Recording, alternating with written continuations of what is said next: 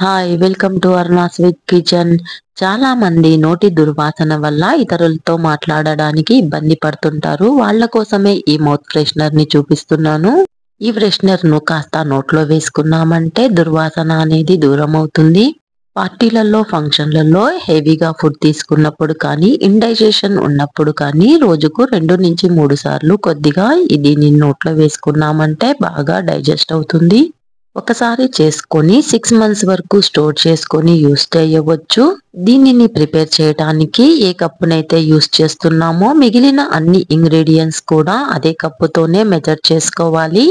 2 ఉసిరికాయలను తీసుకొని కడిగి తుడిచి తురుముకొని ఎండలో ఉంచుకోవాలి. 24 అవర్స్ పాటు ఎండలో ఉంచామంటే బాగా ఎండిపోతుంది. తడి అనిపిస్తే మరుసటి రోజు కూడా పెట్టుకోవచ్చు.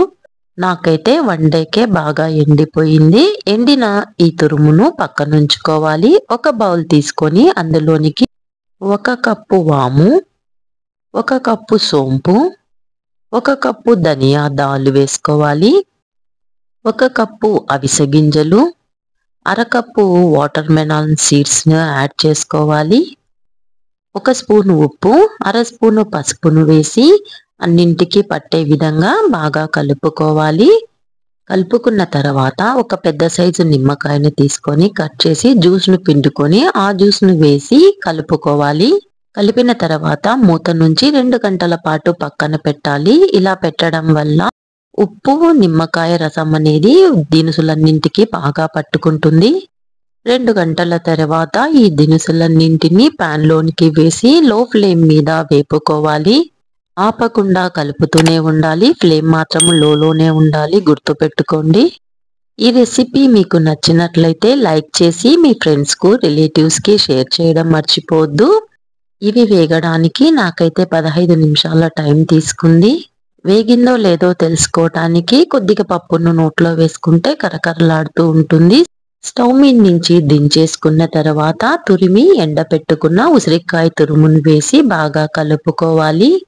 చల్లారిన తర్వాత దీనిని ఎయిర్ టైట్ బాక్స్ లో స్టోర్ చేసుకొని 6 మంత్స్ వరకు యూస్ చేసుకోవచ్చు. దినుసుల్లో తడి లేకుండా వేపుకున్నప్పుడు మాత్రమే ఎన్ని రోజులైనా స్టోర్ చేసుకోవచ్చు. ఏమాత్రం తడి ఉన్నా కూడా కొన్ని రోజులకే ఫంగస్ ఫామ్ అవుతుంది. మీకు ఈ రెసిపీ నచ్చి మీరు కూడా ట్రై చేయాలనుకుంటే డిస్క్రిప్షన్ లో మెజర్మెంట్స్ ని చెక్ చేసుకొని వీడియోను మొదటి నుంచి చివరి వరకు స్కిప్ చేయకుండా ఒకసారి చూసి ట్రై చేయండి. ఎలా వచ్చిందో నాకు కామెంట్ చేయండి. నా ఛానల్ ని ఇంతవరకు సబ్స్క్రైబ్ చేసుకొని వాళ్ళు సబ్స్క్రైబ్ చేసుకొని బెల్ సింబల్ ని నొక్కి యాక్టివేట్ చేసుకోండి. Thank you for watching.